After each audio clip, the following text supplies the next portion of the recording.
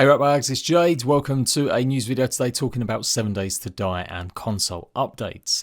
Fun Pimps, they're not known for doing a huge amount of interviews other than appearing on their own live streams that they do on Twitch. And some of their statements they've put out on their own forums over the years haven't exactly been the best, especially when it comes to regarding console. But a ray of light for console fans right now, a little bit of hope. They did do a interview, exclusive one with Guns, Nerds and Steel, which of course I will leave the link to and a direct timestamp for the console portion in the comments pinned down below. Now they do speak about a lot of other stuff, but honestly I do not care. I'm only here to report on the console stuff. I'm sure you can catch up on this video as it's filled with great info and learn everything else there is possibly about it. So the lowdown, what do they say in this interview? So at first glance, when you hear the interview, it sounds great stuff. They go through the basics that Telltale were obviously insolvent, and so they had a lot of illegal issues recapturing their own actual IP.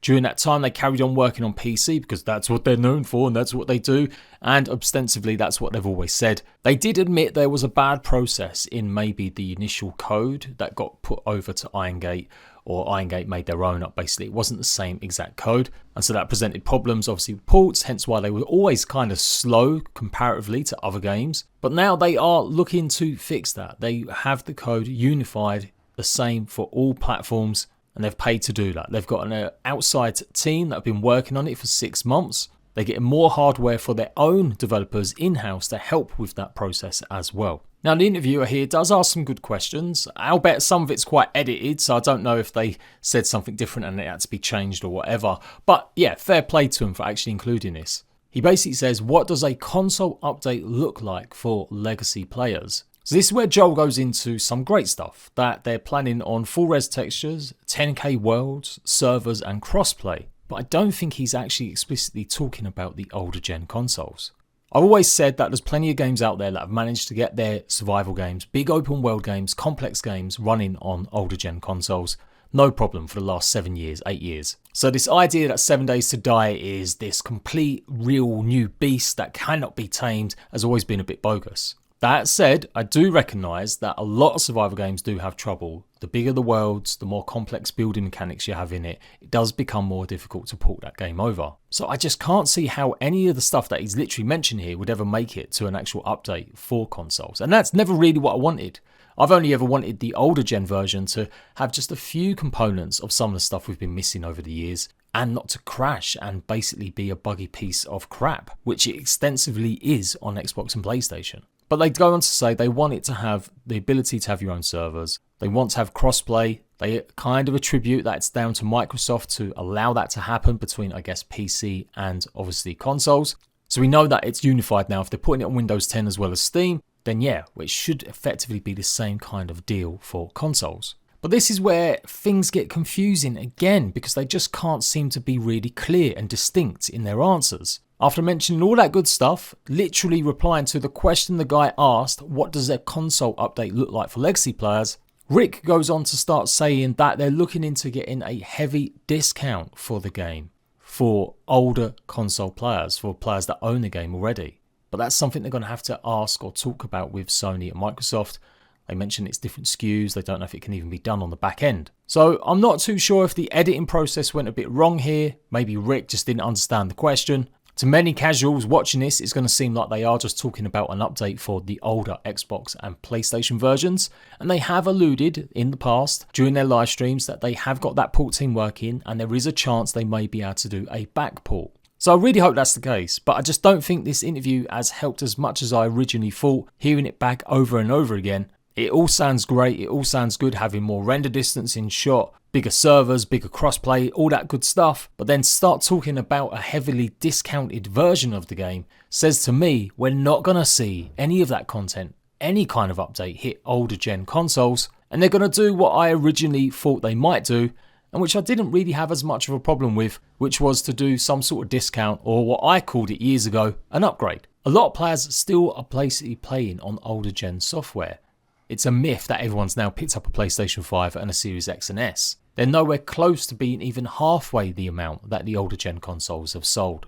But I'll give them their due. If the game's not out till next year, again, as I predicted over the years with my videos, I can well imagine that, yeah, it would be a pain in the arse to get it running on an older gen console. We've seen so many games now just say we're not coming out on older gen. So my idea was, well, give us an option. I'm sure older fans, the original point was, would pay $10 easily to get the brand new version of 7 Days to Die running on their Series X and S or their PlayStation 5. And yeah, that's what they seem to be implying here with their answers. I wish I could play it directly, but I haven't got permission. I haven't actually asked Guns, Nerds and Steel. And although I could try label it as fair use, I don't like doing that to other creators, especially not unless they're big sites like IGN and stuff. So please do go and watch it and let me know if you think I've got it wrong in the translation there or the question. But Guns, Nerds and Steel definitely asks what it looks like for an older player. And then to conflate it a little bit more, Rick finishes it off with saying they're looking at getting an interim drop next year and then another one with the gold version. So are they just talking about doing both? And that would be something I could applaud them. I've probably been the only real big critic of 7 Days to Die and the way the Fun Pimps have handled stuff over the years. Their communications when it initially happened were very, very abrupt, didn't really give console players much hope, and were filled with kind of nonsense about how hard it was to do these kinds of things and that you can't update old code and stuff, which is nonsense. We've seen so many games go back and do updates for older gen. Once you own your IP, it shouldn't be that hard to get back in and start updating it or doing patches for it. Yes, they got screwed over by Telltale, we know this over and over again. But likewise, as I keep saying, they were the ones that decided to sell it to that company. They're quite happy to sell a proportion off and get money for their code. And by the sounds of things, they never got really a great deal at the time. They've now benefited for the last 3 years from console sales. Telltale went belly up, I think, in 2017, the end of 2017, possibly maybe 2018. So with a year of litigation and stuff that happened, who knows where them sales went. I'm still guessing they did just sit in a pot and went to Fun Pimps. But yeah, 7 Days to Die is still a great seller on Xbox and PlayStation. So they have made a decent chunk of money. But yeah, fair play. If I've got this wrong, I'd love to be corrected. I have given them absolute shit in the past and I think it's been deserved, but that's my opinion. But if they're talking about some sort of update to maybe help even with stability or just a few bug fixes like the bug that crashes worlds, maybe finally adding something just like electricity or like a separate update. It doesn't even have to be on parity. And then that's it, leave Legacy version alone. Not try and add all the new stuff they've got planned like Outposts or Bandits or whatever else. Just give us the code that was effectively ready apparently before Telltale went up. And that would have included electricity and a few other bits, and leave that version as done. And then yeah, I'm all down. I will actually promote and I will play 7 Days to Die again if the next version of it, when it does go gold, they can get some sort of deal where older gen version players can simply just pay $10. That is a fair amount. If it's anything more than that, I don't think that's particularly fair. I don't care how hard it has been. PC players for the last 10 years that this game's been in development have paid the same price and received the same content. Regardless of who, what and how, console fans should be treated the same. It builds better relationships for your next games. And that's what the Fun Pimps are apparently working on 2 other games as well. If you want people to have confidence in buying your products in future, wouldn't it be great if you could really do a solid for the fans that haven't had an update now in nearly 5 years? Times do move on. When I made these kinds of videos last year, I was still talking very much in the now that older gen consoles should be updated.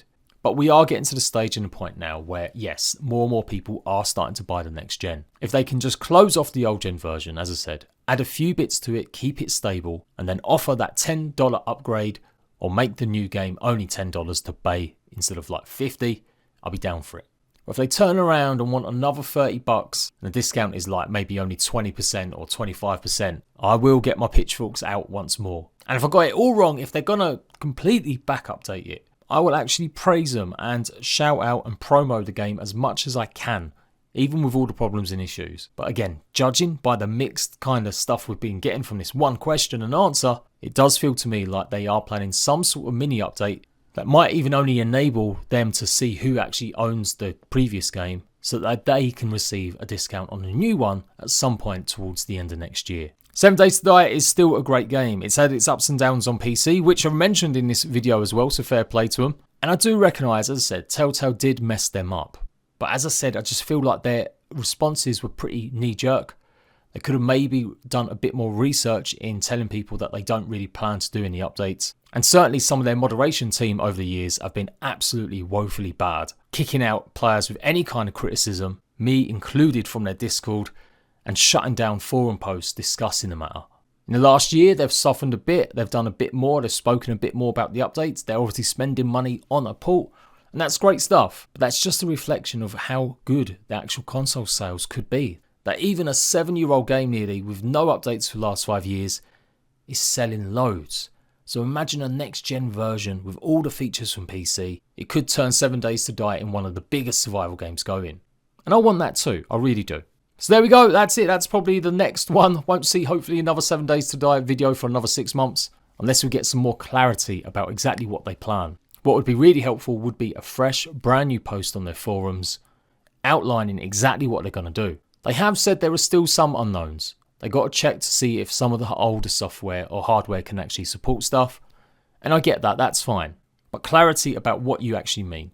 Is there going to be updates to backport the previous game, so it's on parity with PC? Are you only just talking about getting it stable and just closing it off with a few features? And why are you now talking about a discount for something? The worst option would be that discount or that upgrade price would be for getting it on the next gen with all the new features. And you won't be able to play them new features unless you bought that upgrade price. That would kind of suck, given so many other companies are doing free upgrades. Anyway, there you go. Let me know what you think. Laters, Ratbags.